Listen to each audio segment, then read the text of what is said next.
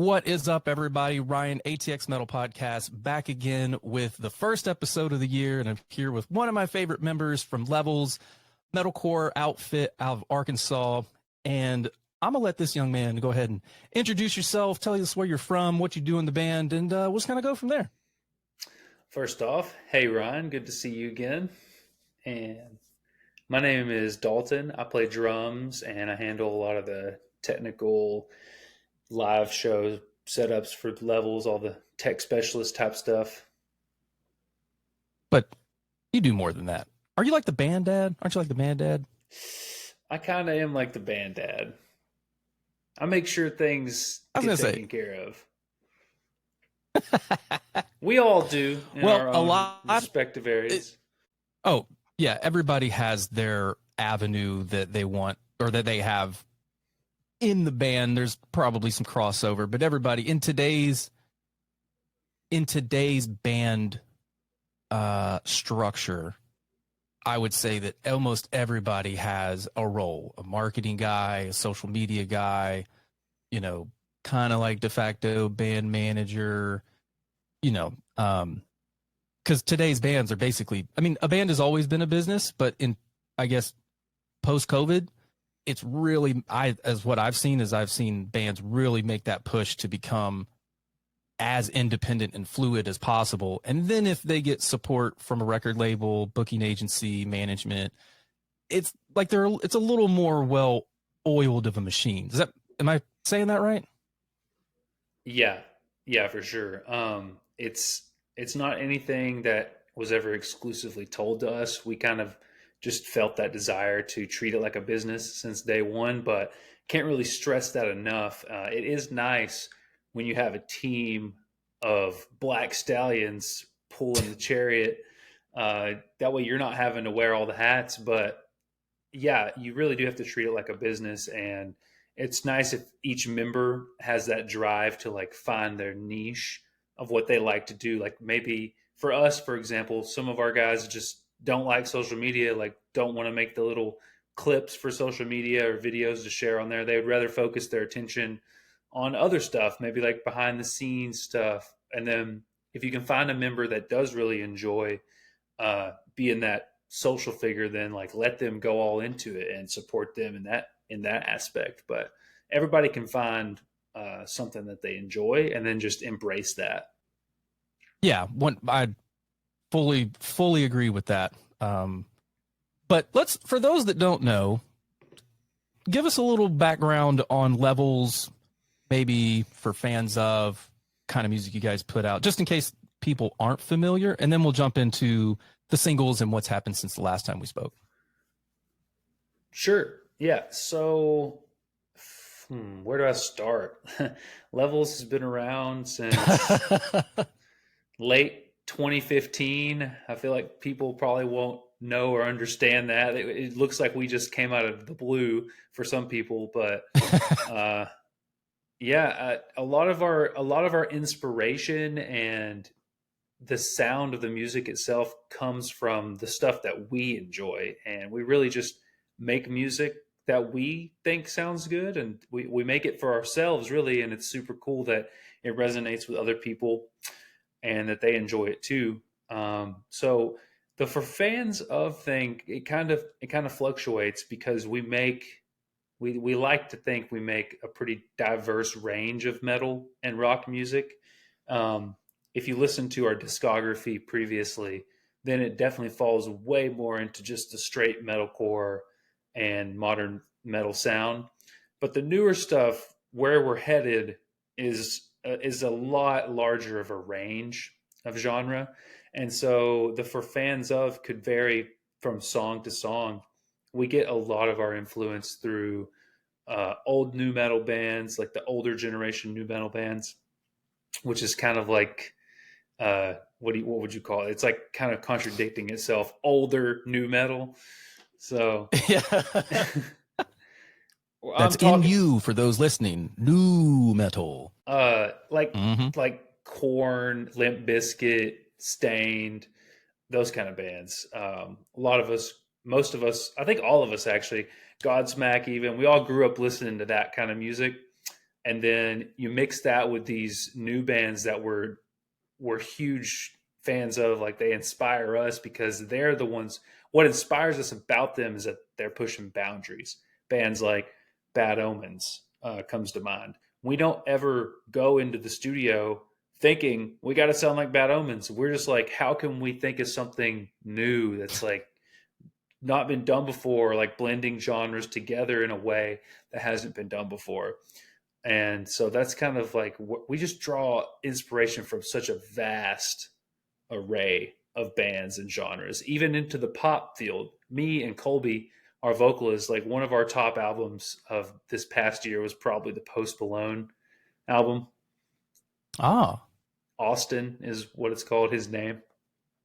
And that's something that, and The Weeknd, we draw a huge inspiration from The Weeknd and Post Malone, as well as all these rock and metal bands. well, I can tell you from, well, just based off what I've seen on the internet, can't believe it all, but I'm gonna believe it now, that, so like your sound, I've known you guys, I've known of Levels probably since, 2018, 2017. Can't remember the exact time frame, but I think you guys were coming to Austin, and I was just peeping the show flyer, and I was like, well, who are these guys? And then fell into, the various levels that is the band. And now that you guys have a couple more years under your belt and some more songs out there, I can really personally hear a difference. Like there is this progression that you guys have gone through. And like, I was picking up basically just Australia metalcore. And so I went on Spotify and checked out like your most favorite, like who listens to you the most. Top 3 are all cities in Australia. So like that matches. And then you get into, oh Lord, I forgot the name of the song. It's off the album in 2018. It's like All Red, and it's the second track. Blood. Oh, the second. Is it Bloodstream? Yeah, there it is. That so like that was one of my favorite songs off of that album. I don't know if that's a deep cut, but it just straight heavy. Yeah, it was just like, you know what? We're not gonna beat around the bush on this one. We're just gonna fucking open these chords up and just slam, and it delivers. And now, we get into Pulse and Siren Hymn. Those are the latest singles that you guys have released. And even in those 2 singles, you can hear there's a difference in the sound and the influences. So I think it's really cool. Tell me more about those singles. Like what how did they come about? Did it start with a riff, or you were just fucking around one day in the studio and you're like, hey, I pulled this shit from like 2016 that has these, good bones and good structure. Yeah, let's get into that. So those 2 singles in particular, first off, let me address like the whole sound shift. I think is partly due to everyone's desire to do something new, fresh. Like we wanted to see where Levels is going, but then we got a new vocalist in 2020, and so he brought his ideas to the table and influence to the table. We found out that he could sing, so we're like, yo, we got to utilize this. So that's why you hear a lot more singing in this new stuff. And then for Pulse and Siren Hymn, we actually we brought in Landon Tewers from the Plot in You to the studio. Yes. Yeah. I'm sorry. That's like the inner me going like, I'm a Plot fan just all day. Me too. Me up. I've been listening to them since I was in high school, like on and off. I always had heard the name and like had listened to the new stuff that they put out. And I was like, this dude is so fucking good. And so it was like pretty much a no-brainer whenever our producer had suggested to us. He's like, hey, because he had been talking to Landon a couple of times before, because Landon also produces bands. And so Jonathan, our producer, he's like a catalyst. He like brings people together. He like can if he knows one person and thinks they'll work well with another person, he will just connect the dots. And so he's like, I think we should talk to Landon about working together. And we thought about going up to him, but we decided it'd probably be best to fly him down to Nashville because that's kind of our meeting point. That's where Jonathan, our producer's based out of, and we all go there. So brought Landon down and had no idea what to expect.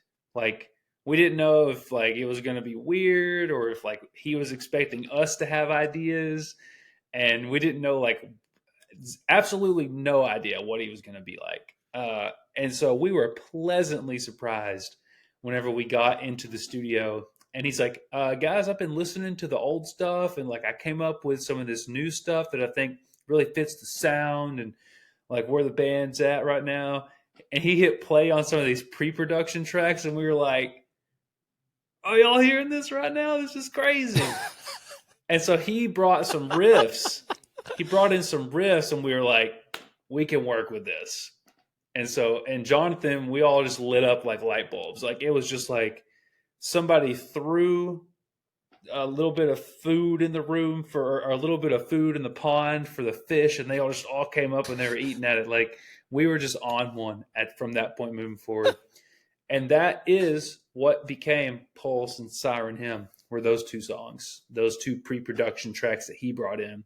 And then we all sat in the studio together and wrote them into full tracks from that point on. So that was the foundation. I think that was the main focus of that whole studio session. At that point, we had been going to the studio for like 4 days at a time, nothing really long. And so we'd go in there and basically start from square one pretty much, unless somebody had like a little riff or a melody idea. And that's kind of what we like to do. We like to write in the room together. And so that's how those two singles came about.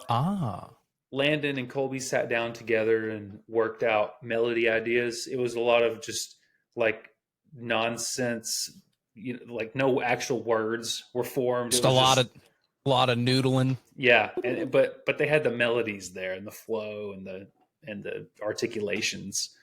So that's what became Pulse and Siren Hymn. And we had written some more of the EP before that, but we decided to release those songs first just because it made sense with our plan, the rollout plan for the EP.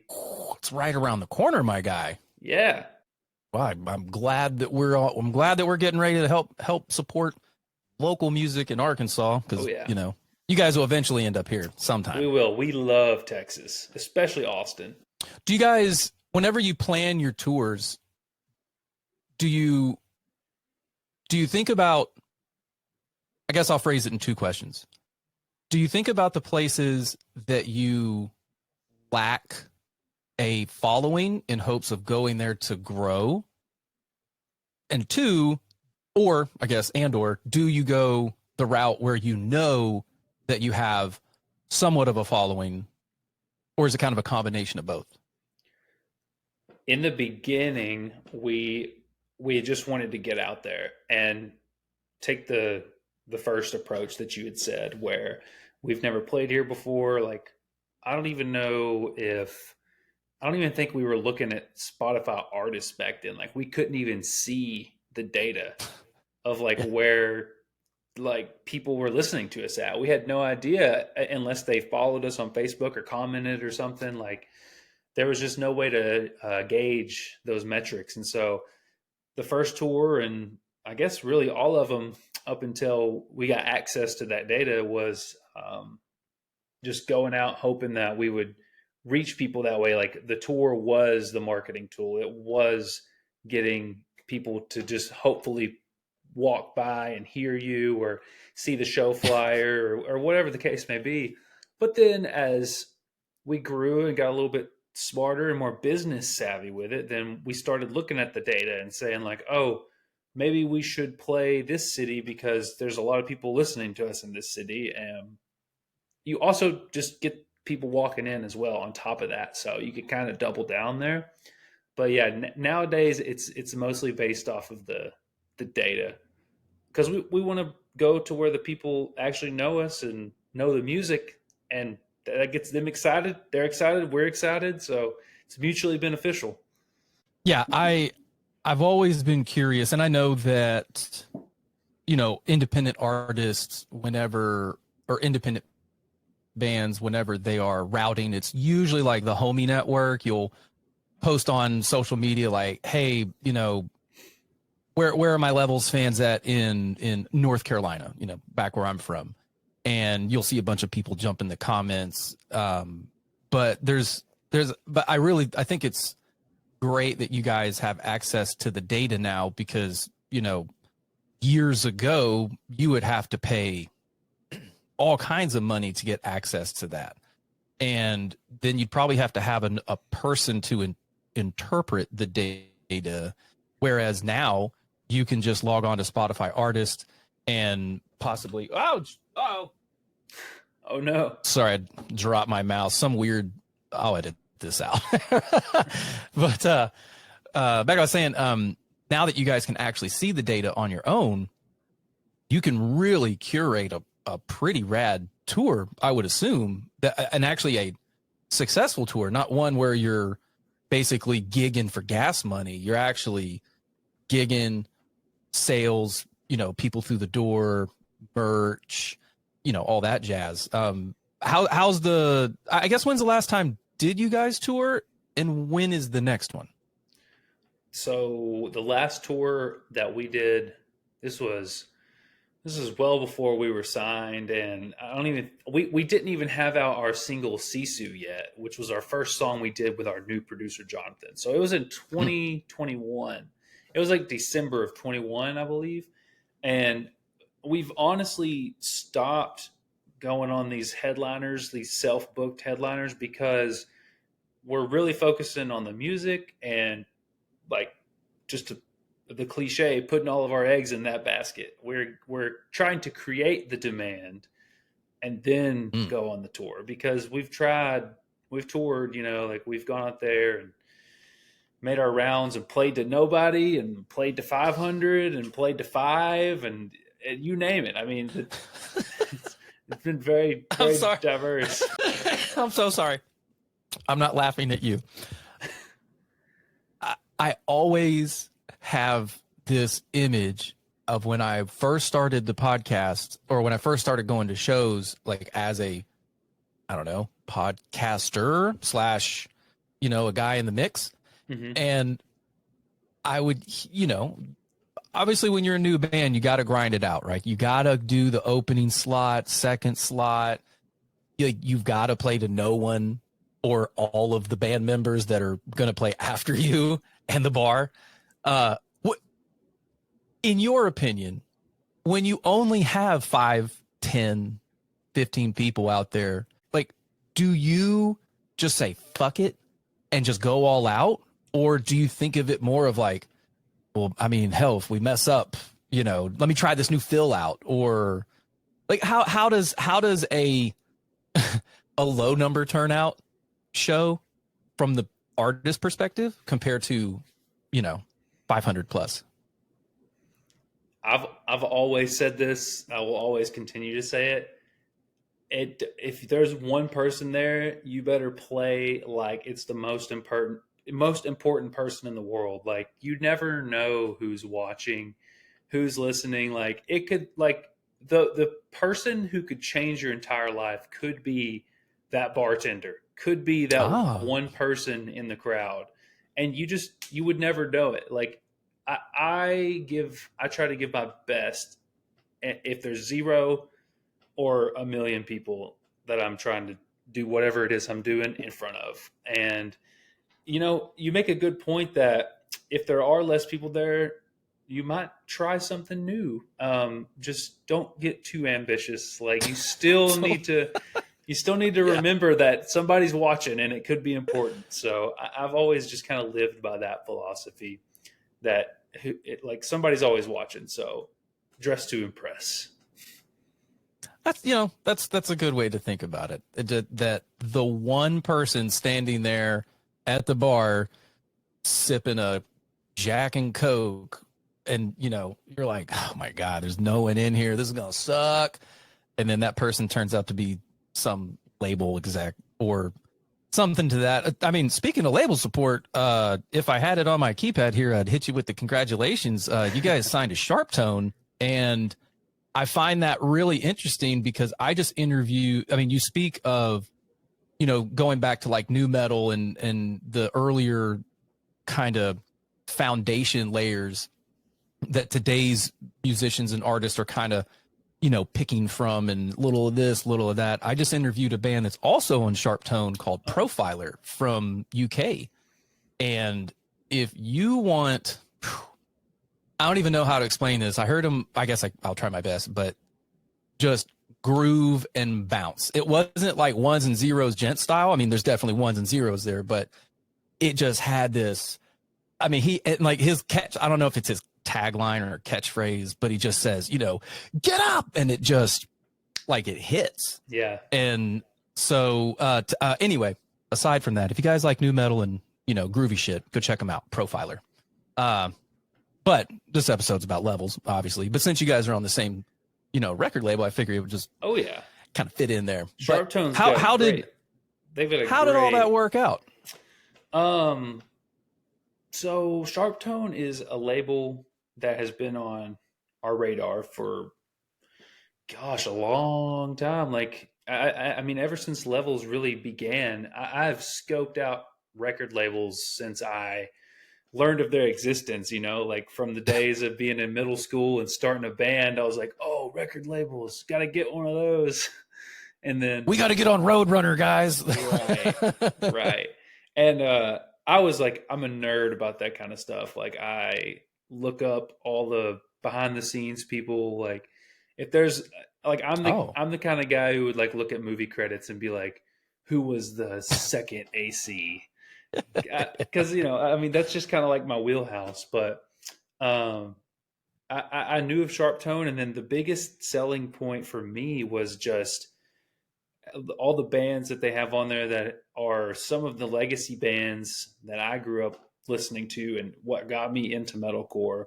And I see that they're such as, I don't mean to interrupt you. That's okay. Of Mice and Men, August Burns Red, Amir, and let's go. And these bands that like they're sticking around. So I've seen lots of bands come and go from other labels such as Rise or maybe Sumerian, yeah. And then there was, just all these different labels who had some, you hear the bands posting about the shady stuff that they did or having legal cases with them, but it's like SharpTone, like crossing my fingers, knocking on wood, like they haven't had anything like that happen that I know of. And our experience with talking to them was that they were just real people with like good intentions, and you could tell that their hearts are into what they're doing. Like they really believe in their artist, and if they see something in you, then they want to really they want to promote that and help you to push that. And they really let you, the ball is in the artist's court. Like they let you do what you've been doing. They just like help you to push and promote your vision. And so that was a huge selling point to us. But we had to get our foot in the door, and thankfully our producer Jonathan, we call him the honorary fifth member of the band because he's just as, he is a key importance just as much as any of us are. And he's got skin in the game too. So if we do good, he does good, and we're just trying to bring everybody up. Like that's the biggest thing about the team that's around Levels is everybody is trying to bring all the others up with them. And that's how we felt about SharpTone. So Jonathan connected us with SharpTone, and they liked the music, and that's how we got the conversation started. From when conversations started to a contract in front of you, how long was that? Way too long. You're like checking the mailbox every day, like, come on, like, where's the paperwork? Yeah.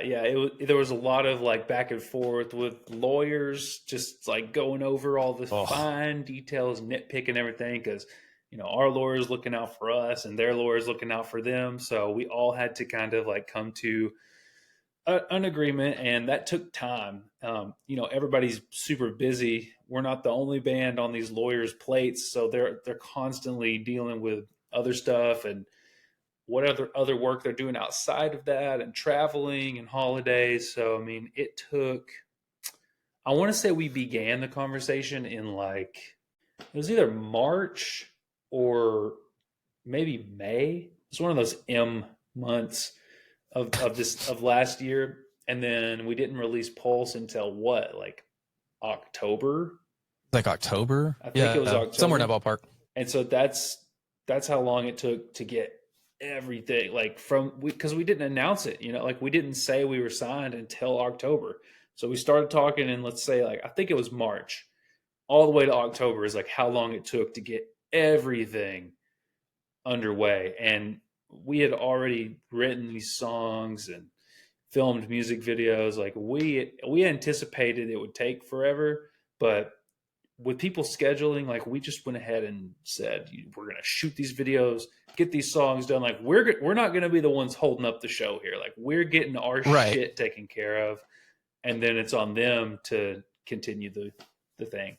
May I ask, and you don't have to answer, do you own the rights to your music? We have a percentage, so Okay. because they're financially invested just as like we are. Like we've put a lot of time and money into this, and then they have put in money to this, and they're putting in their time. So that's what a lot of the negotiation was like, how much do you get of each, the percentages. So we landed on something we felt was fair based off all the facts. Do you have the time? Are they requiring you? Again, you don't have to. I'm really curious about the contract side, because in the past 2 years, I've had 5 bands that I know of sign, and it's quote unquote legit. Like we've made it, like we're on a label. Now what? And typically labels say, okay, you need to do this many albums by this many months and this many music videos. Like, was that a part of the negotiation? Because I know that you can't just like shit an EP in a week. I mean, you could if you really tried, but what were their, I guess, requirements to come on board? Really, we had a product, and it was us being like, do you want on board with this product? Like they heard the first, they heard the first song, so they were interested, and then we had to make sure that we were compatible first. And so we have the product. It's like, what do you guys want in, or do you not? Like, you want some of this or what? Come on, guys. I mean, like, I feel we're moving, we're shaking. I feel like that's how we both felt, though, like us and the label, because we know what they have, we know what they're capable of, and then we kind of got to prove ourselves. We're the new guys on the block, and so that's why you ever heard of options, like album options or EP options in a contract? Yes, but I don't understand them obviously the way that you guys do. Can you explain what those are? So well, my understanding, which is that this is why I think they exist. Side note: neither of us are lawyers. Yeah, just to clear the room. This is not advice. This is not legal advice. So I'm thinking that if you sign for X amount of albums or an EP or one album, then they put that option in there to say like, hey, this is what could happen if we decide it's going to happen. So like it's up to the label. It's the label's discretion to say, hey guys, this EP that we signed for this first deal, it did really well. So like, we want you guys to do an album. And yeah, but if it doesn't do well, then it's kind of like their safety net to be like, guys, I don't think this is working. Like, we don't want to pursue the next album, because like labels typically just own like the CD, right? They own one release. That's why you could have a band that is is on multiple labels because they don't own the band. They just own that release. That okay. So like I'm thinking it like A Day to Remember, if they release a song like an album with Victory, then like Victory, it all depends on their contract. They might own that album forever or until it's paid back or whatever the terms are.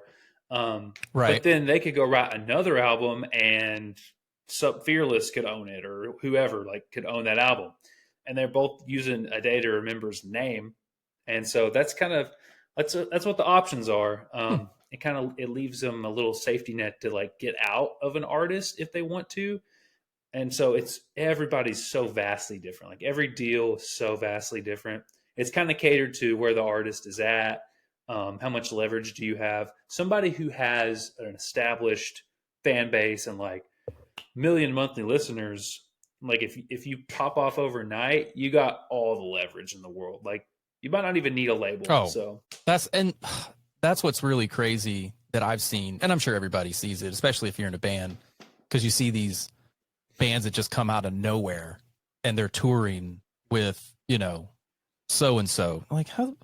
A, who the fuck are they? B, where'd they come from? C, why? How? Why? What is happening?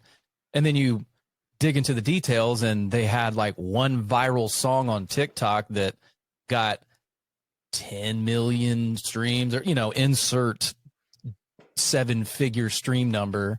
And then of course all the millennials and Gen Z folks are going to jump over to Instagram or not Instagram, Spotify or Apple Music, and then just go down the discography, or that just may be like a Smash Mouth, just one hit wonder, and go out on tour and it flops, or maybe they go out on tour and they're successful. Like, like for example, I know this band's been around for a while, but it's in my world, in my metal world, there's a band called Turnstile that just was all over the, like, never heard of them.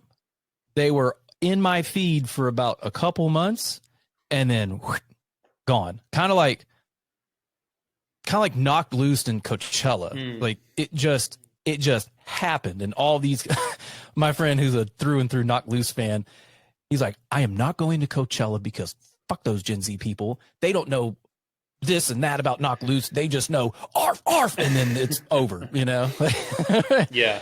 Not that he's an elitist or, but I understand the vitriol of being a dedicated fan to a band, and then someone just jumps on because it's trending, but again, it can be weird.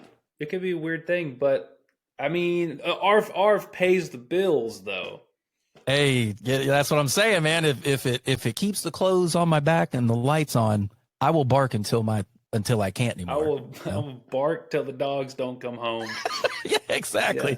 Yeah. Exactly, man. Well, speaking of the dogs coming home, we kind of tangentially left the topic of tour. What are you guys planning for the 24th session? We are working on it right now. We're just kind of seeing what opportunities arise. We have a couple of show offers, and we're thinking about taking a couple of them. Probably going to play an Arkansas show in April, hopefully, if everything goes according to plan.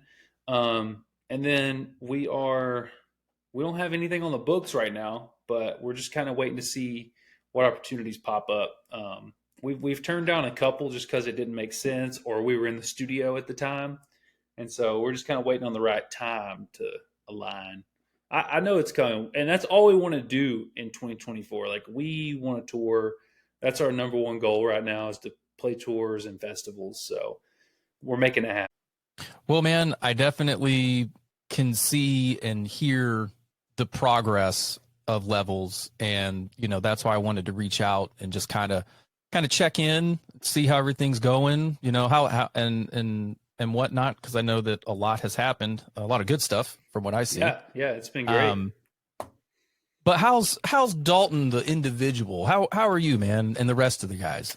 I have been pretty fantastic. There was a stint of time. There was a stint of time there where I was like crazy busy. I do video editing as well as the band, and video's been like my main thing until recently, where I've been able to shift more over to the band focus. And Like music video uh, editing yeah, or yeah, just music. I do music videos, and then I used to shoot weddings, but I'm a lot more selective of those these days. I only pick the ones I really want to go shoot, and then I do some yeah. like business product branding type videos, Oh, okay. commercials or testimonials or whatever the case may be. But I was busy there for a minute, but I've really slowed down and gotten to, like I said, pick and choose more what I'm doing, stuff that I really enjoy and businesses that I really believe in and want to work with. So that's been really nice. Just really been focusing on my overall health and wellness. Me and Colby, our vocalist right now, we're doing the carnivore diet for the month of Ooh, January. It's got it's all got right. lots of health benefits to it. I don't want to rant rave about it here, but definitely. We'll just bring Joe Rogan in, like start talking talking about eating elk meat and shit for months on It's end. so But no, I'm familiar Yeah, with it's it. so good for you.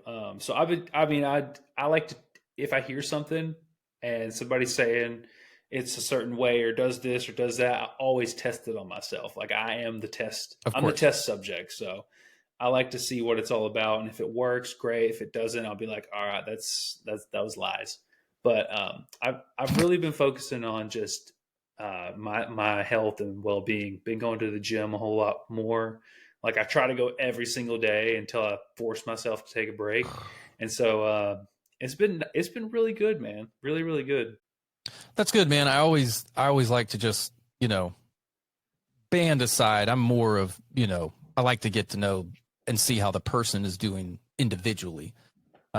Because if you're, physically and mentally fit, then you can continue doing, the things that you love. And we all know that America's healthcare system ain't the best. Yeah, So you have you got got to to, take matters into your own hands, really.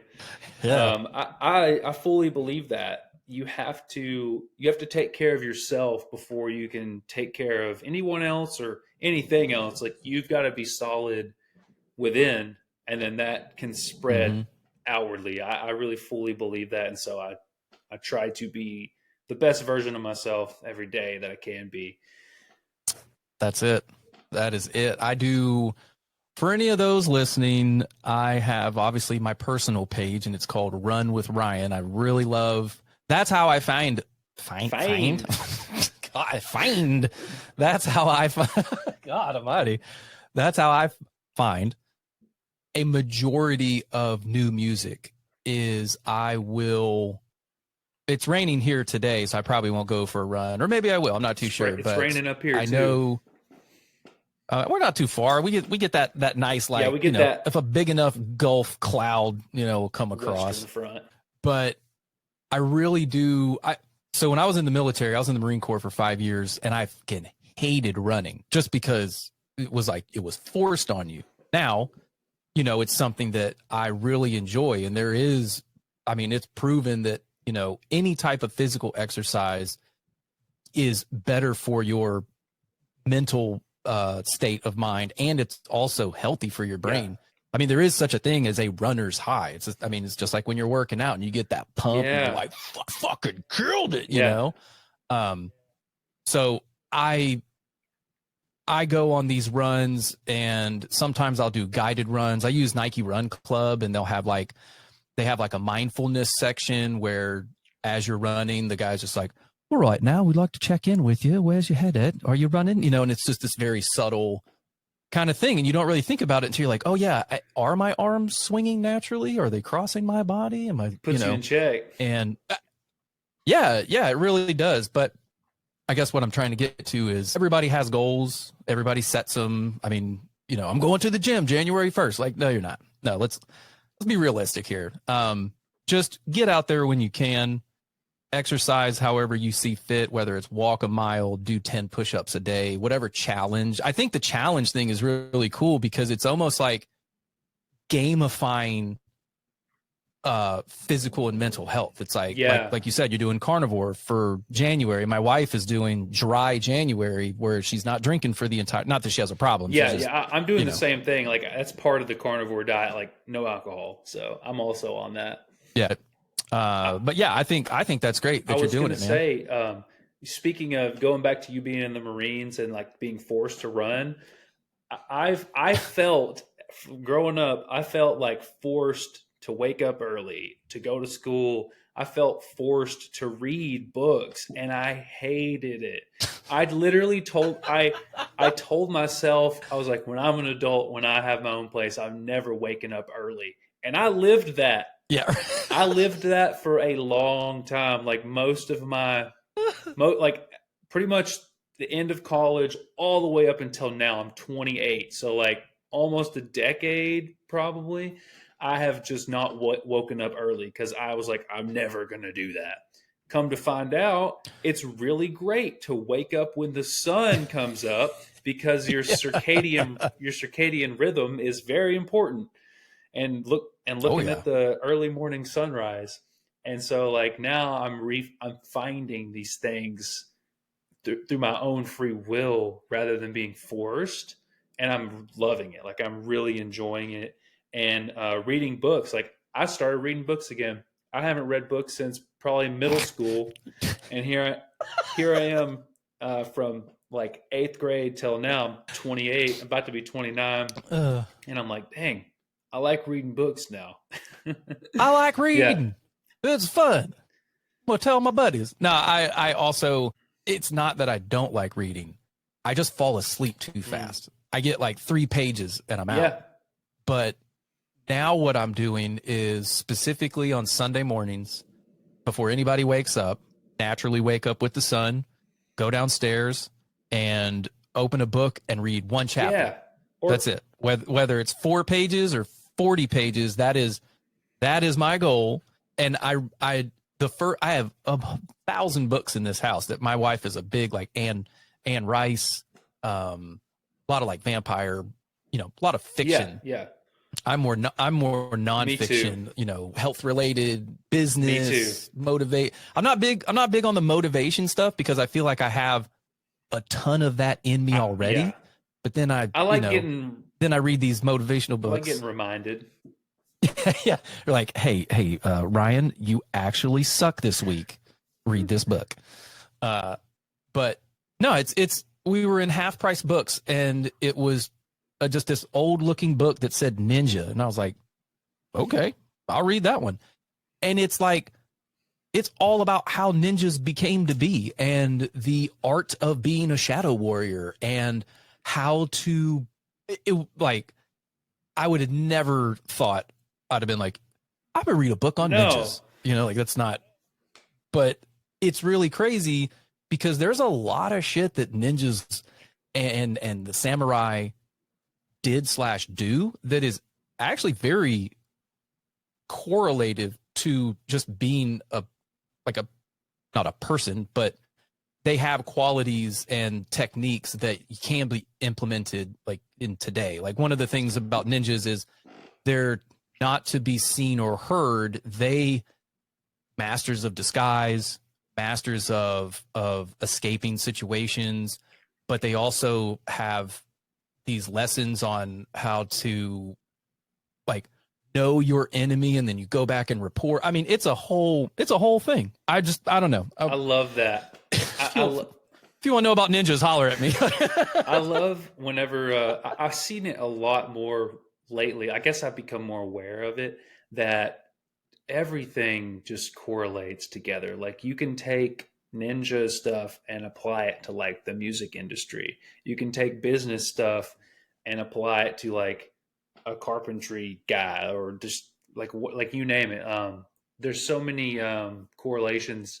I'm sure you could make those parallels between the practices of being a ninja and the practices of being drunk. Oh, I'm sure the more, you know what, as I'm reading the rest of the book, I'll have you in the back of my head and then I'll shoot you a text and be like, Dalton, how can you use these powers? You got to do Yeah, you got to use this technique when you're doing the drum fill, okay, dude? You're gonna crush it. I love those parallels But though between things. Like there's yesterday actually, as a drummer, like my number one complaint is the kick drum sliding forward when I'm playing. uh, So it's so hard to yeah, keep it stationary. But I met this guy once at a show in Texas, another drummer, and he told me about. I can't remember if he was a plumber or if he knew a plumber, and he's like, "Yeah, it's so important to like know all these different walks of life because you never know how you could implement one thing from that walk of life into your life and your thing." You know the right. little flange, like metal flanges for metal piping that you like put on a wall and then you can screw the metal pipe in. People build like shelves out of them and they build clothes Oh, hangers. okay, yeah, yeah, yeah. I think I have a general idea of what you're talking about. It's you screw in like a 1 inch metal pipe to it. The flange, you screw it on the wall and then that's what the pipe attaches to. Okay, yeah, So gotcha.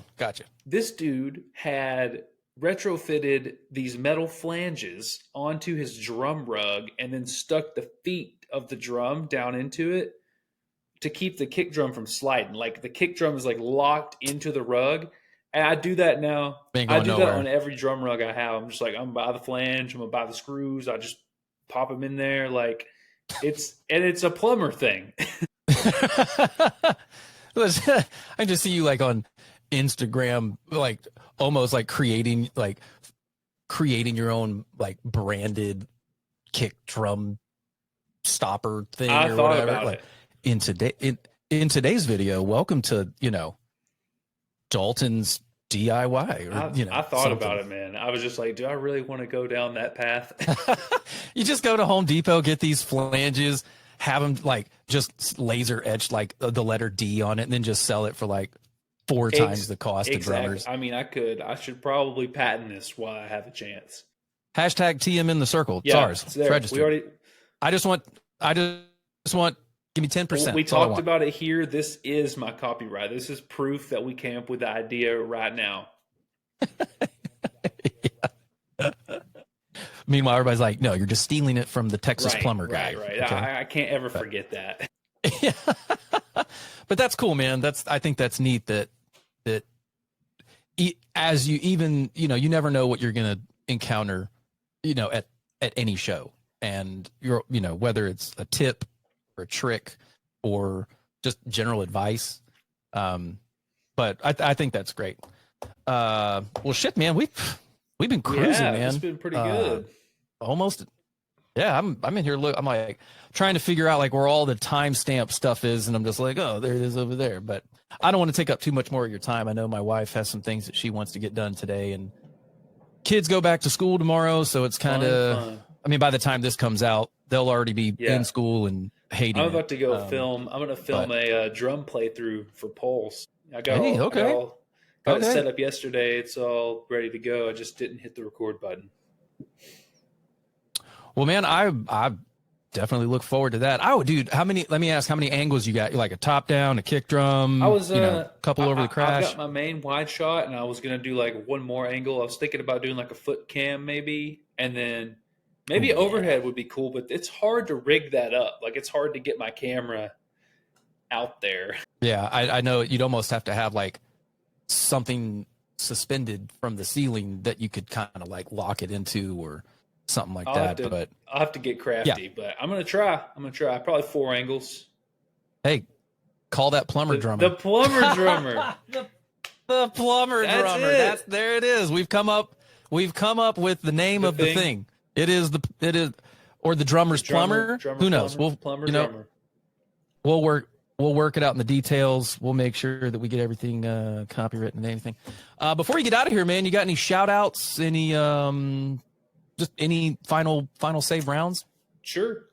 If you want to find out anything else about levels and keep up with everything related to us, we have a website.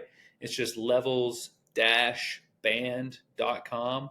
And you can find links to all of our social medias on there. If you want to follow us, you can find our merch on there. We're working on some new merch right now. So maybe by the time this comes out, or definitely by the time the EP comes out in February, we'll have some new merch. upload all the new songs there. You can also find them at SharpTone's website or their YouTube channel. And then, of course, we're on all the streaming platforms that you could possibly get: Tidal, Spotify, iTunes, etc. What's the album release date? Do you know? I think February 2nd. Let me double. Dalton's like, man, you fucking put me on the spot, dude. Come Yeah, on. February 2nd. Well, I'm sure, like the rest of the fans and the soon-to-be fans, we'll be staring it down. And whenever you guys drop it, if you guys, just send me whatever you got, I'll, share it around the Central Texas area, just to kind of make people get back in the habit of checking you guys out. Because I know it's like out of town bands, unless you have like we talked about earlier, like that core groups of fans in certain cities. All right, brother. Well, I greatly appreciate your time, man. Thank you for spending an hour with me and just catching up and chatting, and best of luck to Levels and everything that you guys got coming up this year. Obviously, if you're routing through Austin, give me a heads up. I'll definitely share that, show up, say hey. Y'all's sticker is still on the second, y'all's sticker is still above mine. There's only 3. I think there might be another one there, but somebody kind of graffitied on it. But I remember walking upstairs taking a piss at Come and Take It. And I'm like, hey, there's my guys. I don't know. It was a moment. We're overdue for a new sticker slap. Well, sir, make them, send them, we'll slap them. As long as they slap harder than the music, I'll be good. These stickers slap harder than the music. Oh God, that's good. All right, Dalton, we'll let you go, man, and best of luck to the drum playthrough. I'll be looking forward to it. I really appreciate you.